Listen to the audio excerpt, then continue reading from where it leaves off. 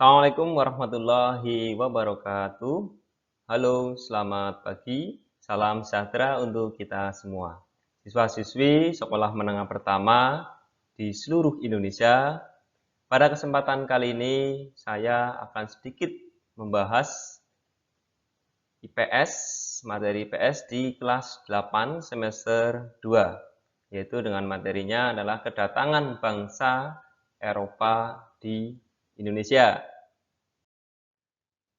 Kedatangan bangsa Barat atau bangsa Eropa di Indonesia, jadi penjelajahan samudra yang dilakukan oleh bangsa Eropa bukan tanpa sebab atau kebetulan.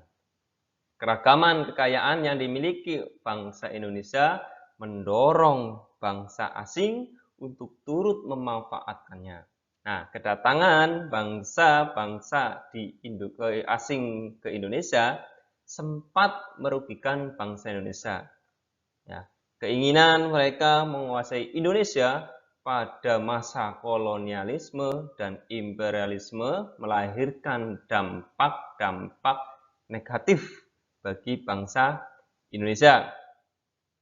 Nah, kedatangan bangsa Barat di Indonesia atau bangsa Eropa akan kita bahas 3 bangsa yang mendarat atau menjelajahi wilayah Indonesia. Yang pertama adalah kedatangan bangsa Spanyol dan Portugis di Maluku, ekspedisi bangsa Belanda di Jayakarta atau sekarang adalah Jakarta, dan kedatangan bangsa Inggris di Indonesia. Faktor pendorong bangsa Barat melakukan penjelajahan samudra. Ya, dalam buku sejarah Indonesia, masuknya Islam hingga kolonialisme pada waktu itu adalah karya Ahmad Fahri Hutairuk. Nah, kedatangan bangsa Barat ke Nusantara bukan merupakan kebetulan. Ya. Kedatangan mereka adalah akibat adanya perubahan secara struktural di kawasan Laut Tengah. Nah, alasan bangsa Eropa datang ke Indonesia, ya, persaingan untuk memainkan peran yang lebih dominan di Laut Tengah mengalami pergeseran. Setelah dinasti Ottoman, ya, atau Ottoman berkuasa, beberapa peraturan tentang pelayaran di kawasan tersebut diberlakukan. Itu mengakibatkan bangsa-bangsa Eropa menepi di kawasan tersebut. Namun, pada intinya kedatangan bangsa Eropa ke Indonesia dilatar belakangi oleh peristiwa jatuhnya Konstantinopel di kawasan Laut Tengah pada tahun 1453. Jatuhnya Konstantinopel merubah peta politik pada abad ke-15, sehingga mendorong bangsa-bangsa Eropa untuk mencari jalan menuju dunia lain. Penolakan penguasa baru di Laut Tengah atau dinasti Ottoman terhadap aktivitas Barat di kawasan tersebut mendorong mereka untuk mencari daerah baru. Konstantinopel merupakan ibu kota Kekaisaran Romawi Timur yang merupakan pelabuhan transit perdagangan antara Asia dan Eropa. Letaknya yang strategis menyebabkan bangsa-bangsa di sekitarnya banyak yang ingin menguasainya, termasuk umat Islam. Nah, jatuhnya Konstantinopel mendorong bangsa Eropa untuk mencari daerah penghasil barang-barang yang dibutuhkan seperti rempah-rempah, apalagi didukung dengan penemuan berbagai teknologi seperti kompas, teropong, dan peta. Nah, penemuan teknologi tersebut mempermudah dalam penjelajahan samudra dan menemukan daerah baru. Bangsa yang mempelopori perjalanan tersebut adalah bangsa Portugis. Karena rakyat Portugis terbiasa berperang dengan Moor dan mempunyai pelabuhan-pelabuhan besar, apalagi pada masa itu, Portugis memiliki angkatan laut modern dan kuat tentunya. Nah, mempunyai hubungan dagang dengan pelabuhan di Mediterania dan negara-negara Eropa Utara. Yang berikutnya adalah kisah perjalanan Marco Polo ke dunia timur atau Cina. Ini tertuang dalam buku yang ditulis Rastichello berjudul The Travel of Marco Polo atau Perjalanan Marco Polo. Daya tarik Indonesia bagi bangsa Barat. Jadi keberadaan musim hujan dan kemarau di Indonesia memungkinkan berbagai tanaman mudah tumbuh dan berkembang di Indonesia. Hindia Timur atau Indonesia telah lama dikenal sebagai daerah penghasil rempah-rempah seperti vanili, lada, dan cengkeh. Nah, rempah-rempah ini digunakan untuk mengawet makanan, bumbu masakan, bahkan obat.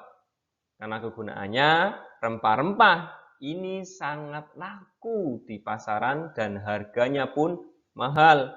Sementara persediaan di Eropa sangat terbatas. Nah, yang ketiga adalah motivasi 3G atau Gold, Gospel, dan Glory. Ini merupakan motivasi bangsa-bangsa Barat melakukan penjelajahan samudra. Terkenal dengan sebutan 3G ya. Yang pertama adalah gold atau artinya emas. Yang dengan kekayaan semboyannya ini menggambarkan bahwa tujuan bangsa Barat ke Indonesia adalah untuk mencari kekayaan. Disimbolkan dengan gold atau emas. Itulah yang membuat mereka melakukan ekspedisi dan penjelajahan. Yang kedua atau B itu adalah glory atau bermakna kejayaan bangsa. Yang ketiga adalah gospel, yang artinya adalah keinginan bangsa Barat untuk menyebarkan atau menyebarluaskan atau mengajarkan agama Nasrani, khusus agama Kristen ke bangsa-bangsa di Asia, Afrika, dan Amerika Selatan.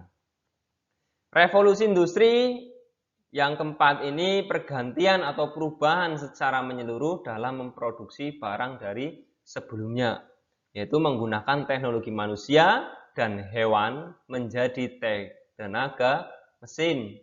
Nah, penggunaan mesin dalam industri menjadikan produksi lebih efisien, ongkos produksi dapat ditekan, serta barang dapat diproduksi dalam jumlah besar dan cepat.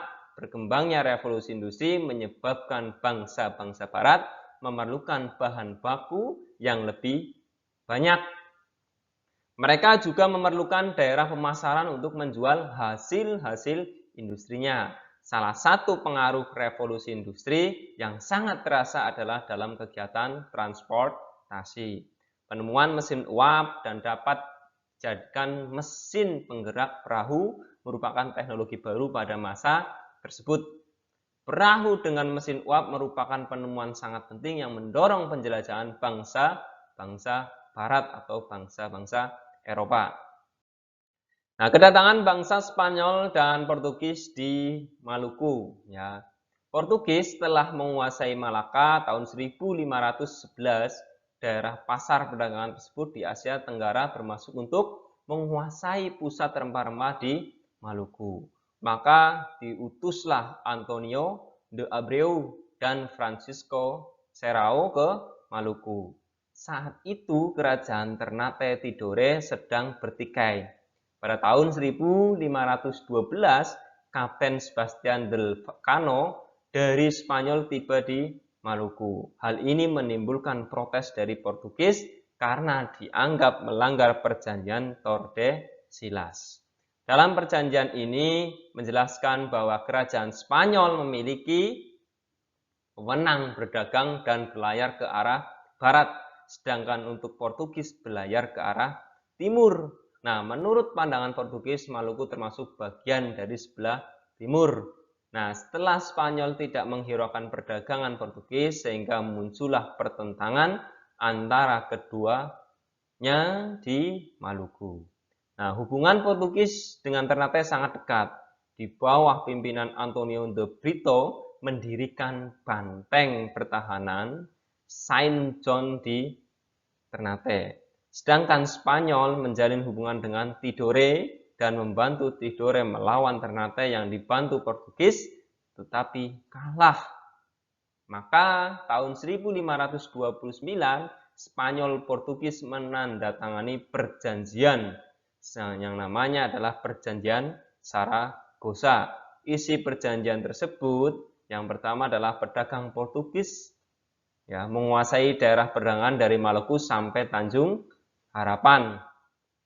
Yang kedua adalah pedagang Spanyol menguasai daerah perdagangan di Filipina.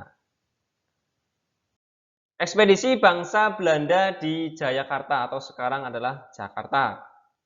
Belanda tiba di Indonesia pada tahun 1595. Pada waktu itu dipimpin oleh Cornelis de Houtman dan Peter Keizer. Latar belakang Belanda pergi ke dunia timur adalah karena ia tidak boleh berdagang di Lisabon, pusat rempah-rempah. Di Eropa, maka berbekal buku Itinerario karya Jan Huygens van Linschoten, akhirnya Belanda memberanikan diri menjelajahi samudra menuju ke dunia timur. Maka pada tahun 1596 Belanda tiba di Banten, dipimpin Cornelis de Houtman. Karena kecongkaan Cornelis, Belanda diusir dari Banten. Perjalanan kedua dipimpin oleh Jacob van Nex dan Warwick. Mereka sampai di Banten pada tahun 1598 dan perjalanan dilanjutkan ke Ambon. Di Ambon, para pedagang Belanda membentuk kongsi dagang, yaitu yang namanya VOC. Gubernur Jenderal pertama VOC adalah Peter Both yang mendirikan pusat perdagangan VOC di Ambon, Maluku. Namun kemudian pusat dagang dipindahkan ke Jayakarta atau Jakarta karena VOC memandang bahwa Jawa lebih strategis sebagai lalu lintas perdagangan. Selain itu, Belanda ingin menyingkirkan saingan mereka yaitu Portugis di Malaka. Pada masa pemerintahan Gubernur Jenderal VOC, Jan Pieterszoon, izin kantor dagang Inggris atau H dicabut. VOC menikmati keleluasaan dan kelonggaran yang diberikan penguasa Banten, yaitu Jayakarta oleh VOC diubah namanya menjadi Batavia. Pada tanggal 31 Desember 1799, VOC dibubarkan. Indonesia langsung di bawah kekuasaan pemerintahan Belanda pada waktu itu adalah Republik Batav. Pada masa pemerintahan ini, pemerintah Belanda pro-Prancis menugaskan Daendels dengan tugas mempertahankan Indonesia dari serangan Inggris. Kebijakan-kebijakan Daendels di Indonesia. Jadi bidang pertahanan dan keamanan yang dilakukan oleh Daendels pada waktu itu, yang pertama adalah membangun benteng pertahanan, membangun pangkalan angkatan laut di Anyer dan Ujung Kulon, meningkatkan jumlah tentara, dan membangun jalan dari Anyer sampai Panarukan yang pada waktu itu sejauh 1.100.000 km dengan cara kerja rode, sekitar segitu. Fungsinya untuk memperlancar arus transportasi. Kemudian komunikasi dan pengiriman tentara serta membangun pabrik senjata. Yang berikutnya di bidang pemerintahan, Daendels juga membuat kebijakan di bidang pemerintahan, yaitu memperbaiki gaji para pegawai dan memberantas korupsi. Membagi Pulau Jawa menjadi 9 daerah yang dipimpin prefek dan membawahi para bupati, tetapi tunduk pada Gubernur Jenderal. Mengubah kedudukan bupati dari penguasa feodal menjadi pegawai pemerintah dengan cara digaji. Mendirikan badan-badan pengadilan yang akan mengadili orang-orang Indonesia sesuai adat istiadatnya. serta merombak sistem pemerintahan feodal menjadi sistem pemerintahan barat yang modern dan menjadikan Batavia sebagai pusat pemerintahan. Sedangkan yang ketiga adalah bidang sosial ekonomi. Nah, bidang sosial ekonomi ini yang pertama adalah kontingen, yaitu kewajiban rakyat menyerahkan hasil bumi sebagai pajak kepada pemerintah. Verpflichte Referente, yaitu kewajiban rakyat menjual hasil panen hanya kepada pemerintah Belanda dengan harga yang telah ditentukan oleh Belanda. Pringerstelsel ini adalah kewajiban penduduk Priangan untuk menanam kopi, kerja rodi, yaitu kerja paksa bagi penduduk untuk membuat jalan raya Anyer sampai Penarukan dan menjual tanah-tanah negara kepada pihak swasta atau partikeler atau landelijk ya pada waktu itu, yaitu stelsel. Dendels akhirnya ditarik ke negara Belanda dengan alasan untuk menjadi tentara yang akan dikirimkan guna menghadapi Rusia. Adapun alasan sebenarnya karena ia telah berani menjual tanah negara kepada swasta atau partikelir, ia kemudian digantikan oleh Jan Willem.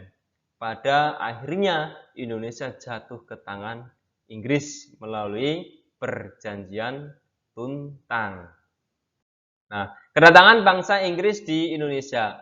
Ya, jadi pada tahun 1811 Inggris melakukan penyerangan terhadap Belanda untuk dapat menguasai Indonesia yang dipimpin pada waktu itu adalah Gubernur Johnson. Ya, kedatangan bangsa Inggris di Indonesia menyerahkan kekuasaannya di Indonesia kepada Inggris dengan namanya Perjanjian Tuntang pada tanggal 18 September 1811 yang berisikan seluruh Jawa dan sekitarnya diserahkan kepada Inggris. Semua tentara Belanda menjadi tawanan Inggris. Semua pegawai Belanda yang mau bekerja sama dengan Inggris dapat memegang jabatannya terus. Semua hutang pemerintah Belanda yang dahulu bukan menjadi tanggung jawab Inggris. Nah, kebijakan pada waktu itu, 1 minggu sebelum perjanjian itu dilakukan, Raja Muda atau Viceroy Lord Minto yang berkedudukan di India mengangkat Thomas Stanford Raffles sebagai wakil gubernur. Sehingga Raffles memiliki kekuasaan penuh di Indonesia dengan menerapkan kebijakan baru meliputi berbagai bidang. Yang pertama adalah bidang birokrasi pemerintahan. Ya, bidang ini diantaranya adalah Pulau Jawa dibagi menjadi 15 karesidenan yang terdiri atas beberapa distrik, mengubah sistem pemerintahan yang semula dilakukan oleh penguasa pribumi menjadi sistem pemerintahan kolonial yang bercorak barat, dan bupati-bupati atau penguasa-penguasa pribumi dijadikan pegawai pemerintah kolonial yang langsung di bawah kekuasaan pemerintah pusat. Yang berikutnya adalah bidang perekonomian dan keuangan. Di bidang perekonomian dan keuangan, Stanford Raffles membuat kebijakan petani diberikan kebebasan untuk menanam tanaman ekspor yang paling menguntungkan, penghapusan pajak bumi atau pajak hasil bumi, menetapkan sistem sewa tanah dengan kebijakan bahwa pemerintah kolonial adalah pemilik tanah dan para petani dianggap sebagai penyewa tanah pemerintah. Oleh karena itu, para petani diwajibkan membayar pajak atas penggunaan tanah pemerintah, dan pajak dibayarkan kepada kolektor yang dibantu kepala desa tanpa melalui bupati. Sedangkan yang berikutnya adalah bidang hukum. Sistem peradilan yang diterapkan Raffles lebih baik daripada yang dilakukan oleh Dendels. Apabila Dendels berorientasi pada warna kulit atau ras, Raffles lebih berorientasi pada besar kecilnya kesalahan. Ya, yang berikutnya adalah bidang sosial. Nah, Raffles membuat kebijakan penghapusan kerja rodi atau kerja paksa, penghapusan perbudakan, tetapi dalam prakteknya melanggar undang-undangnya sendiri dengan melakukan kegiatan sejenis perbudakan. Hal itu terbukti dengan pengiriman kuli-kuli dari Jawa ke Banjarmasin untuk membantu perusahaan temannya, yaitu Alexander Hart, yang sedang mengalami kekurangan tenaga kerja. Yang terakhir adalah bidang pendidikan. Ditulisnya buku berjudul History of Java memberikan bantuan kepada John Crawford atau residen Yogyakarta untuk mengadakan penelitian yang menghasilkan buku berjudul History of the East Indian Archipelago. Aktif dalam mendukung Batavia Genotypes, sebuah perkumpulan kebudayaan dan ilmu pengetahuan. Ditemukannya bunga bangkai yang akhirnya diberi nama Rafflesia arnoldi dan dirintisnya Kebun Raya Bogor. Nah, itu saja yang dapat Pak Guru sampaikan, dapat saya sampaikan. Terima kasih dan semoga bermanfaat. Sekali lagi di akhir ini Pak Guru sampaikan dan Pak Guru doakan semoga kalian siswa-siswi semuanya menjadi orang sukses nantinya. Terima kasih. Billahi taufiq wal hidayah. Wassalamualaikum warahmatullahi wabarakatuh.